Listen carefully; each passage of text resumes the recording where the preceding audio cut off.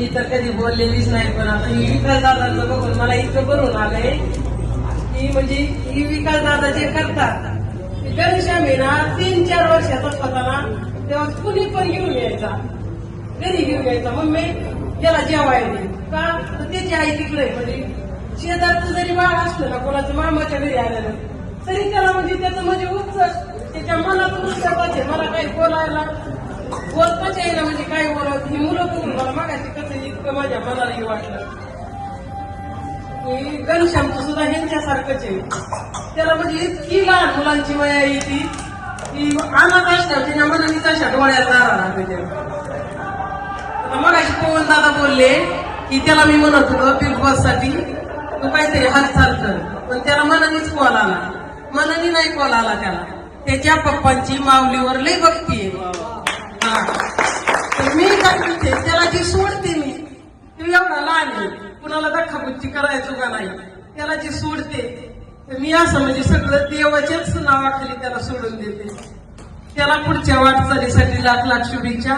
सगळ्यांचं नाव गेले किंवा मला काही म्हणजे मी इतकी बोलत नाही, आपल्या तोडक्या मोडक्या शुभेच्छा देते एवढ्यावरच.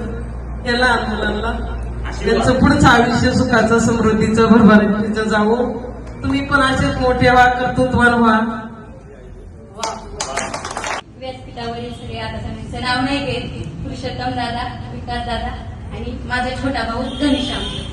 आज मम्मी नेहमी म्हणायची माझा श्याम आहे खूप लहान, माझा श्याम आहे खूप लहान. आता बघ ना ग किती झालाय महान, किती झालाय महान. सगळेच म्हणतात मूर्ती लहान, मूर्ती लहान, पण कीर्ती महान. म्हणूनच तर आमचा घनश्याम बिग बॉसच्या घरात शोभून दिसत होता. खूपच छान, खूपच छान. आम्ही तिघी बहिणी आणि आमचा छोटासा श्याम. आम्ही तिघी बहिणी आणि आमचा छोटासा श्याम. कधी खुशी कभी गम, कभी खुशी कभी गम. असेच आम्ही झालो सगळ्यांसोबत लहानाचे मोठे. आता सगळे म्हणजे नेहमी असं वाटायचं समाजातील की लोकांच्या भावांकडे पाहिले की किती म्हणजे कसं होणार, काय होणार. अण्णा मम्मीच्या तोंडाकडे पाहिलं की नेहमी वाटायचं की आपला लहान आहे, आपला भाऊ लहान आहे. आम्हाला नेहमी तसंच नेहमी हे सांगण्यात येतं आपला लहान भाऊ आहे, लहान भाऊ. पण त्याने एकाच दिवशी असं सांगितलं नेहमी तुम्ही माझ्याकडे बघून तुम्ही कधीच नाराज होऊ नका. असं वाटतं का मुराडी जायचं की मी एका दिवशी 3 गाड्या पाठवीन आणि एक सोबत तुम्हाला घरी आणून आणि एक सोबत तुम्हाला घरी. या वाक्याने एका बहिणीला किती आधार मिळतो हे आम्हाला खूप प्रोत्साहित करतं.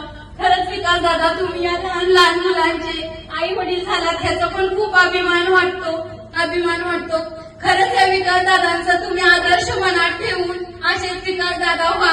एवढं बोलून मी घनश्यामला माझ्याकडून वाढदिवसाच्या खूप खूप शुभेच्छा देते आणि माझं भाषण संपवते.